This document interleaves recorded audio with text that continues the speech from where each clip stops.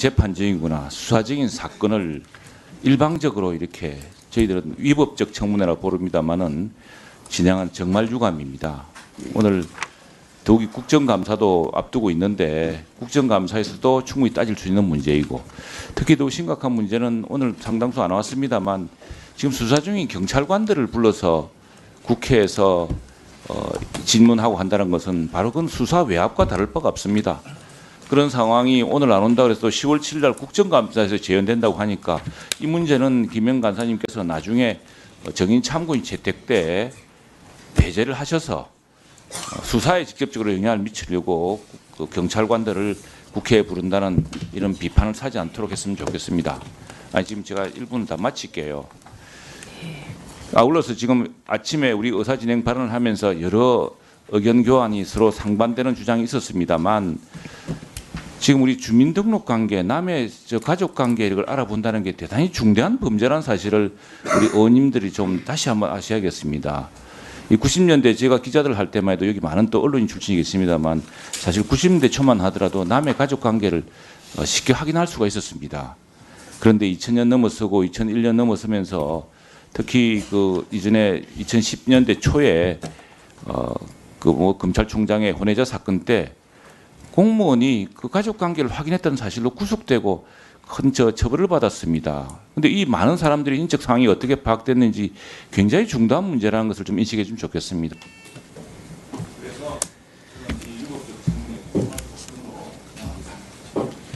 김영 간사님, 혹시 하실 말씀 있으신가요?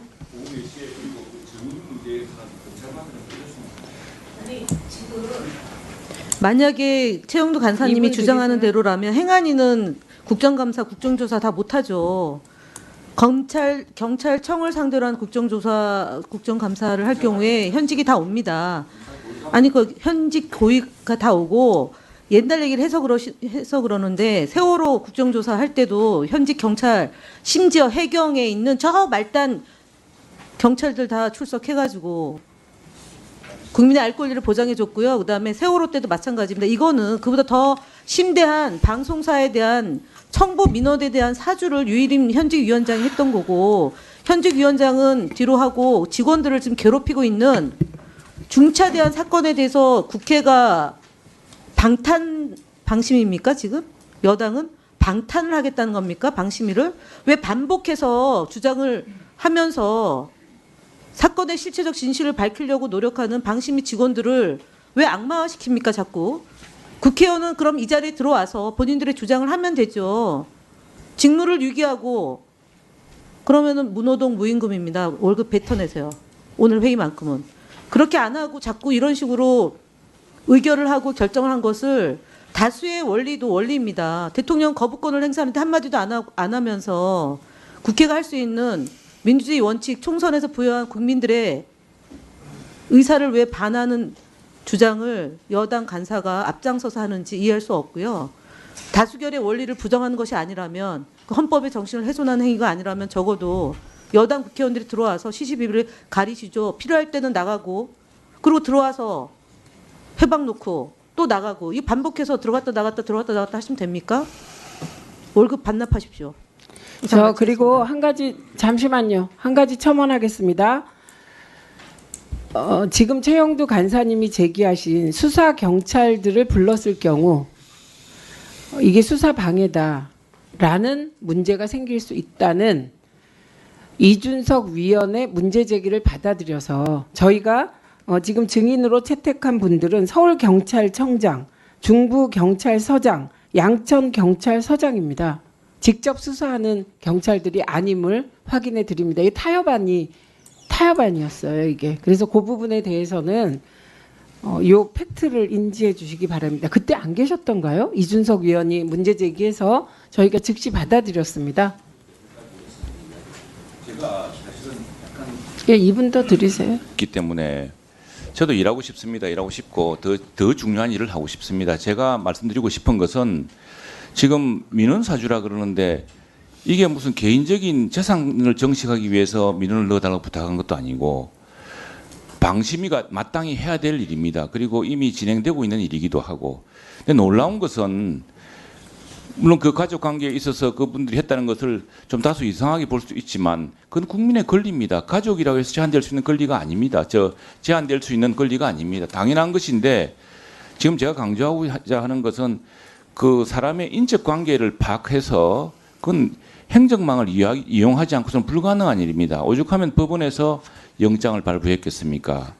그리고 이런 식으로 정당한 민원에 대해서 그 민원이 누군가를 따지기 시작한다는 것은 이건 기본권 침해에 해당하는 사안입니다. 그렇기 때문에 저희들은 오히려 국회가 할 일은 이런 일이 아니다. 그건 수사에 맡기면 되는 문제고 또 법원의 판단에 맡기면 되는 문제라고 하는 것이고요. 지금 방심위가 해야 될 일이 딥페이크 같은 이런 것을 국제적 공조를 통해서 온라인 차단을 하고 하는 일과 함께 방송 심의를 하는 중요한 문제가 있지 않습니까? 그리고 이 심의 대상이 됐던 핵심적인 사안은 바로 김만배하고도 누구죠? 그 누구와 신앙님 간의 허위 조작 대화를 인용 보도한 그 과정. 더구나 이것이 대통령 선거를 앞두고 일어났기 때문에 당연히 방송심의위원회는 그 문제를 심의를 해야 됩니다. 제기가 없다선 치더라도. 그러나 방송심의의 원칙이 그 국민들의 제기에 따라서 된다고 한다면은 그게 이루어진 것인데 그 심의한 사람이 누구냐, 그 심의를 하자고 요청한 사람이 누구냐를 물어서 그것도 여러 위법적인 방법을 동원해서 인적 상황을 파악한 것으로 보입니다. 그걸 수사하는 내용입니다. 근데 그걸 가지고서 예, 위원장으로서 한 말씀 드립니다. 잠깐만요.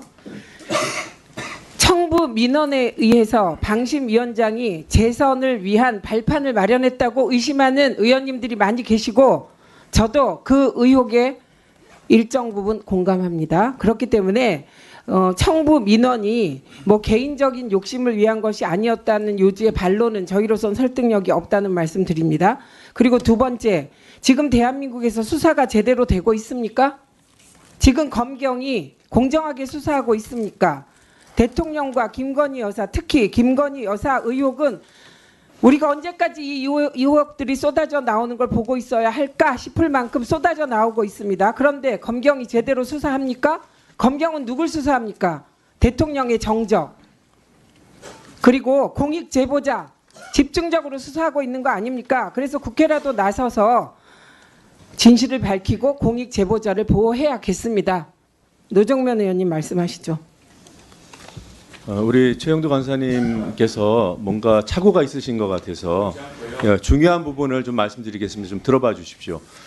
자꾸 뭐 행정 전산망을 뭐 마치 불법적으로 들여다봐서 확인한 것처럼 말씀하시는데 최 간사님께서 더 잘하실 겁니다. 취재 기법이 얼마나 발달해 있는데 그렇게밖에 확인을 못할까요? 그리고 애초에 시발점이 되는 그 첫 초기의 그 민원 제기자들 이름이요. 아시는 대로 류희목, 박우귀 이 특별한 이름 때문에 확인이 된 겁니다. 구글링을 통해서 확인을 한 거예요. 그거 아시잖아요. 왜 행정 전산망을 활용해서 위법적으로 확인한 것처럼 몰아가십니까? 그렇게 가기 때문에 부당하다고 하는 거예요. 제 발언 시간인데 왜 이거 이렇게 중단하시고요. 다시 2분 드리십시오. 아니 나가신다고 하시던가 질의를 하시던가 지금 나가신다고 하셔놓고 의원 하나하나에 대해서 반박하시면 어떻게 합니까? 그냥 계속 참여하세요. 반박 기회를 주시면 제가 참여하겠습니다. 아니 계속 계세요. 반박 기회도 주지 않고 내가 아니요. 참석을 하십시오. 참석을 하시면 반론 기회도 드리고 발언 기회도 드립니다. 반박할 기회를 주시면 되겠습니다. 하나하나 왜 반박 기회를 줍니까? 본인의 기회를 드립니다. 동의할 수 있는 억지 주장을 팩트만 확인하는 겁니다. 류희목이 어떻게 발견됐습니까? 직원이 이름이 특이해서 구글링한 것부터 시작한 거 아닙니까? 박우기가 어떻게 드러났습니까? 구글링해서 나타난 겁니다. 유희림, 박우기 쳐봤더니 나와서. 그거 다 아시잖아요. 하나하나 꼬리에 꼬리를 무는 거예요. 저만 해도 제가 아니, 취재를 직접 한 건 아니지만 저만 해도 3분의 1은 확인할 수 있어요. 이름만 가지고 일반인들이 할 수 있는 것도 3분의 1 이상입니다. 국민을 위해서 일하는 거예요. 국민을 위해서. 네. 위원장으로서 다시 한번 말씀드립니다. 국회는 민의의 전당입니다. 윤석열 정권에게 충성하는 자리가 아님을 분명히 말씀드립니다. 그리고 앞자리에 계신 특히 공직자 여러분, 공직자는 국민을 위해서 봉사하는 겁니다. 특정 정권은 5년이면 끝나는 겁니다. 그리고 지금 저희 청문회에 대하여 불법이다, 호들갑이다, 뭐 별의별 말이 다 나왔으나 국회법 절차에 따라 정당하게 진행되고 있음을 다시 한번 밝혀드립니다. 자, 그럼 지금부터 주목해주세요. 구독자분들을 위해 이벤트를 준비했습니다. 뉴스만 잘 챙겨보셔도 돈을 벌 수 있다고 말씀드렸는데요. 저희 채널을 보시면 다양한 경제 이슈들을 보셨을 때 어떤 생각이 드십니까? 그냥 뉴스만 보고 끝내는지 아니면 이 뉴스를 어떻게 이용할 수 있는지 이 부분을 고민하고 계시는지를 저는 되물어보고 싶습니다. 제가 지난해부터 여러분들께 뭐라고 말씀드렸습니까? 정치권, 글로벌 이슈 맞물려서 폭등하는 이슈를 관심 가지셔야 된다. 투자, 생각을 해보셔야 된다. 이렇게 말씀드렸습니다. 이런 썸네일 뉴스를 많이 보셨을 텐데요. 뉴스를 보셨을 때 부자들은 어떻게 생각한다고 했는지 기억나세요? 이슈를 투자 수단으로 어떻게 이용할 건지, 어떤 주식이 좋을지, 어디에 투자해야 돈이 자연스럽게 몰리는지 생각해야 된다고 말씀드렸죠. 그 이유가 뭐냐면 부자들이 이슈를 봤을 때는 이슈가 곧 돈으로 이어지고 그 이슈가 나에게 돈을 벌어준다는 경험적 확신이 있기 때문에 부자들은 항상 국내, 국외 이슈를 관심 있게 챙겨본다고 말씀드렸습니다. 이번에도 마찬가지입니다. 제가 지난번에 시청자분들과 함께하는 주식으로 수익 내기 이벤트를 진행했었는데요. 당연히 100% 무료로 진행을 했고 여기 보시면 아시겠지만 제가 지난번에도 저한테 구독이라는 문자를 보내주신 모든 시청자분들께 이렇게 자신 있게 추천드렸습니다. 이번에도 2,000분 이상 알아가셨는데 한 달 동안 어떻게 됐을까요? 네, 말씀드린 대로 특정 시기 폭발적으로 오르면서 2배 가까이 큰 수익이 나와줬습니다. 구독자분들도 보고 계실 텐데 다시 한번 축하드립니다. 이번에도 마찬가지입니다. 가장 큰 이슈가 될 국내, 국외 이슈, 특히나 글로벌 이슈이기 때문에 우리가 어떻게 생각해야 할지, 돈이 벌릴지 생각해야 됩니다. 제가 이번에 뭘 보내드린다고요? 지난번과 같은 방식으로 구독이라고 문자를 보내주시면 앞으로 대장주 역할을 할 급등 종목을 시청자분들에게 종목명과 사고 파는 시점을 모두 알려드리겠습니다. 그래서 여러분이 주식으로 돈 버는 방식을 연습해 보시라는 겁니다. 저희 채널을 구독해 주시는 분은 문자로 구독이라고 보내주시면 무료 추천 종목과 종목 분석 리포트를 공유받으며 우량주, 급등주 종목을 매도, 매수 시점을 정확히 잡아드리겠습니다.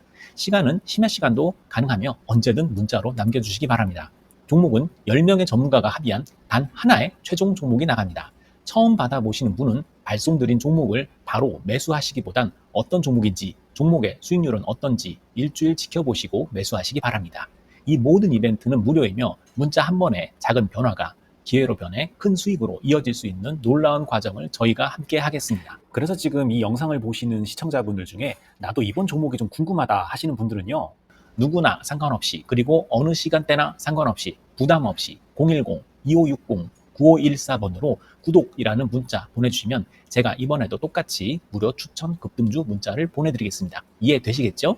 제 번호 010-2560-9514로 구독이라는 문자 보내주시면 여러분들이 직접 이슈를 통해서 돈 버는 연습을 해보실 수 있는 것이고 제가 돈을 받는 것도 아니고 투자를 대신해 드리는 것도 아니기 때문에 부담 없이 신청해 주시면 되는 겁니다. 그리고 수익이 나면 저는 다른 것은 바라지 않습니다. 제 채널에 구독, 좋아요 한번 눌러주세요. 감사합니다.